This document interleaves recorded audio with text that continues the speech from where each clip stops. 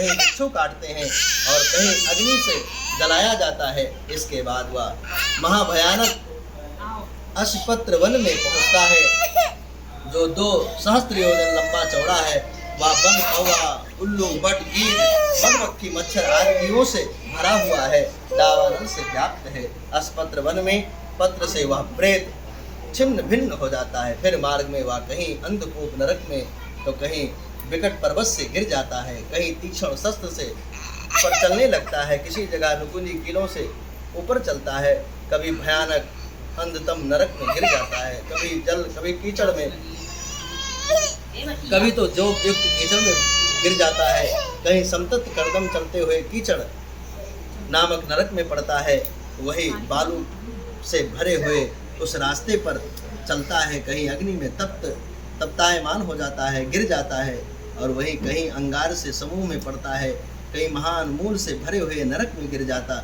फिर यम मार्ग में जाते कहीं अंगार की वृष्टि होती है, कहीं लोहे वज्र की सहित स्थूल पत्थर की वर्षा होती है, वही रुधिर की वृष्टि, कहीं शास्त्र की वृष्टि, शस्त्र की वृष्टि होती है, और चिल्लाता हुआ रोता हुआ मार्ग में चला जाता है। जाना तो पड़ता ही है, भगवान कहते हैं। इसलिए गरुड़ जी महाराज, कभी भस्म सहित कीचड़ की वृष्टि होती है, कहीं बड़े कर्द खंडों में प्रवेश करता है, कभी कभी ऊंचे स्थान पर चढ़ता है, कभी वह पर्वत की कंदरा में प्रवेश करता है। उस मार्ग में कहीं अत्यंत अंधकार, जहाँ कष्ट से चढ़ा जाए ऐसे बड़े पर्वत, कहीं पुयु शोणित में व्याप्त हो जाता है, विष्ठा से भरे हुए तालाब में गिर जाता है। रास्ते में मध्य में बहने वाली ऐसी भयंकर वैतरणी नदी पड़ती है, जिसकी कथा श्रवण करने से भय उत्पन्न होती है, लेकिन वही वैतरणी जीव को पार करना पड़ता है, तब देखने में कष्टकारक हो। इसमें क्या आश्चर्य है। वैतरणी नदी का 100 योजन विस्तार है, उसमें पीयू और रुधिर बहते हैं, हड्डी से व्याप्त उसका तट है, मांस और शोणित से कर्दम से युक्त है, और बहुत ऊंची है। मनुष्य तैर नहीं सकते, केश रूपी शैवालन से दुर्गम है, अत्यंत बड़े बड़े मगरमच्छ आदि परिपूर्ण उसमें भरे हुए हैं, हजारों पक्षियों से संपन्न है। ऐसी नदी पापी प्राणी को देख ज्वाला और धूम युक्त दिखने लगती है, जैसे लोहे की कढ़ाई में अग्नि से तपा हुआ तेल या घी ज्वाला से व्याप्त होता है। उसी नदी का नाम है गरुण है। एक गरुण जी महाराज, उसका नाम है वैतरणी, और उस वैतरणी को जिसने अपने जीवन में धर्म सुकर्म किए हैं, उनको पार करने में मात्र भर देर नहीं लगता है। वो सुई के मुख वाले भयानक कृतम से व्याप्त बड़े बड़े चोंच वाले महागिद्ध वायु वायस आदि से वेष्टित हैं। उस नदी में शिशुमार, मगर, जलूका, मत्स्य, कच्छ तथा जलचर जीवों से व्याप्त है, भरा हुआ है। उस प्रवाह में गिरे हुए बहुत से पापी प्राणी का भ्राता हुआ पुत्र हाथ हाथ इस प्रकार की दीनता से वचन बोलते रहते हैं। क्षुधा तृषा युक्त होकर के वे उस नदी के रुधिर को पीते हैं। वो नदी फेन तथा रुधिर से भरा हुआ है और बड़ी भयानक है। उच्च स्वर से गर्जन करती है, कोई उसको देख नहीं सकता है, उसके देखने से पापी चेतना रहित हो जाते हैं। ऐसे भयानक वो नदी है। बहुत से भिक्षु और कृष्ण सर्पों से व्याप्त उसमें पड़े हुए पापी पुरुषों की रक्षा करने वाले कोई भी नहीं जो उसको बचा सके। नदी के अनंत अवतरणों से पापी पाताल को जाते हैं, क्षण मात्र पाताल से रहते हैं, पुनः क्षण मात्र में नदी के ऊपर आते हैं। हे गरुण, ऐसी वो नदी पापी पुरुष के गिरने के लिए रची हुई है, बनाई गई है। वही उसमें जाता है जिसने अपने जीवन में पाप किया है। धर्म करने वाला पुरुष कभी यम मार्ग में नहीं जाता है, यमराज क्या नहीं जाता है, और जो धर्म करते हैं वो भगवत धाम जाते हैं। लेकिन भगवान इस समय गरुण को यम मार्ग का वर्णन करते हैं कि पापी पुरुष का उद्धार और कल्याण कैसे होता है, उसे क्या क्या भोगना पड़ता है। उस समय नदी का पार नहीं दिखता और किसी से तैरा नहीं जाता। ऐसी वो दुखदायिनी वैतरणी नदी है।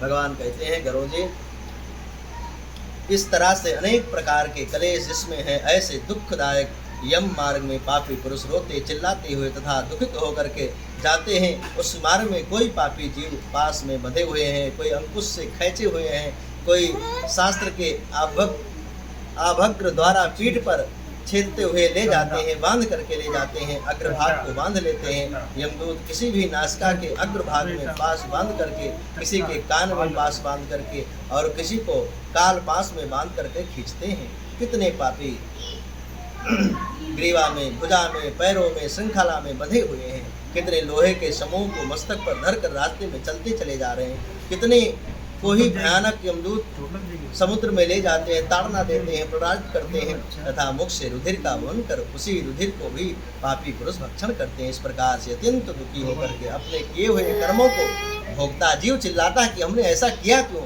हमको नहीं करना। पर उस समय उसको चिल्लाने से कुछ नहीं हो, जो किया है उसको भोगना ही पड़ेगा। पापी पुरुष यमलोक में जाते हैं, फिर भी मंद बुद्धि पुरुष पौत्र पौत्रादि का स्मरण करता हुआ तथा हाहाकार करता हुआ, रोता हुआ पश्चाताप करता है कि जिसके लिए मैंने इतना भी किया वो हमारे किसी काम के लिए नहीं हुए, मेरा कोई कार्य करने वाला नहीं, जितना मैंने किया वो सब बेकार हो गया, हमने अपने लिए तो कुछ किया ही नहीं। भगवान कहते हैं वो सोचता हुआ कि बड़े पुण्य से मनुष्य का जीवन मिलता है, बड़े भाग्य से मानुष का जीवन मिलता है मनुष्य का, और उसे प्राप्त कर भगवत धर्म का आराधना मैंने नहीं किया, भगवान के धर्म को मार्ग मैंने नहीं चुना और जीवन भर अधर्म करता रहा और आकर के फिर उसी नरक में गिर गया। क्योंकि मनुष्य ये सोच नहीं पाता है, मनुष्य सोचता है कितना भी पाप करेंगे कौन देखता है, पर भगवान की बनाई हुई विधान सृष्टि में सब कुछ निश्चित है और सबको सब कर्मों को भोगना पड़ता है। क्योंकि कोई जीव शरीर तो छोड़ता है पर कोई मरता नहीं है, आत्मा तो अमर है, उसके अपनों कर्मों को भोगना ही पड़ेगा। देखो ये भूल मैंने की जो आज मैं आकर के नरक में गिर गया। दान, अग्नि में हवन, तप, देवताओं की पूजा, विधि विधान से तीर्थ की सेवा आदि नहीं की, अगर मैंने किया होता तो शायद मैं इस नरक में ना आता। हे जीव, तुमने निंदनीय कार्य किए हैं, अतः अब तुम अपने किए हुए दंड को भोगना ही तुमको पड़ेगा। इस प्रकार आत्मा को संबोधन करती है। आत्मा का मित्र आत्मा ही होता है, कोई दूसरा नहीं होता। संसार में, सृष्टि में ये भगवान की सृष्टि बनाई हुई है। इसमें भगवान कहते हैं गरुण, सब आत्मा का मित्र आत्मा ही होता है, आत्मा से ही आप पूछो, आत्मा सब आपको बताएगी। और हे जीव, ब्राह्मणों की पूजा, गंगा जल का पान, सत्पुरुषों की सेवा, परोपकार आदि भी नहीं किया। हे जीवात्मा, तुमने किया क्या? किए हुए कर्मों के तुम उसी कर्मों को भोगो जो तुमने किया है। पशु पक्षियों के लिए वन में वापी, कूप, तड़ाग आदि नहीं तुमने बनवाया। किसी जीव का अपने जीवन में कभी तुमने कल्याण नहीं किया। किसी अतिथि की तुमने सेवा नहीं की। किसी जीव के तुम्हारे द्वारा किसी का कल्याण नहीं हुआ। कभी भूखे को तुमने भोजन नहीं खिलाया। गौ ब्राह्मण की तुमने सेवा नहीं की। वृत्ति, दान तुमने कभी दिया नहीं। हे जीवात्मन, तुम अपने किए हुए कर्मों को भोगना ही पड़ेगा। जो जीवन में सत्कर्म किए हैं, पुण्य किए हैं, उन्हें कभी यमलोक मार्ग में नहीं जाना पड़ता। अन्न आदि नहीं दिया, कभी दान नहीं किया, गौ को कभी भोजन तृप्त नहीं किया, ब्राह्मण को खिला करके तृप्त नहीं किया, संध्या वंदन नहीं किया, संध्या, जप, होम, स्वाध्याय और देवतार्थ अर्चन, भगवान देवताओं का अर्चन वंदन नहीं किया। वेद शास्त्र के यथार्थ वचन नहीं तुमने माने। पुराणों की कथा भगवान की वाणी है, जो पुराणों में लिखा हुआ है वही भगवान की वाणी है, उसको मान करके धर्म के मार्ग पर चलना चाहिए। बताने वाले व्यास जी की पूजा तुमने नहीं की, इसलिए हे जीवात्मन, अब अपने किए हुए कर्मों को भोगो। मैंने स्त्री जन्म धारण कर स्वामी का हित नहीं किया, प्रिय वचन नहीं बोली और पतिव्रता धर्म से यच्युत थी, किसी दिन गुरु का साक्षात्कार नहीं किया। इस कारण से जीवात्मन, अब किए हुए कर्मों को तुम भोगो। आत्मा न पुरुष होती है और न नारी होती है। आत्मा तो शुद्ध भगवान का प्रकाश होता है। सृष्टि को चलाने के लिए भगवान पुरुष और स्त्री का जन्म होता है, तभी सृष्टि चलती है। लेकिन आत्मा का मित्र आत्मा होता है। आत्मा न स्त्री होता है न पुरुष होता है।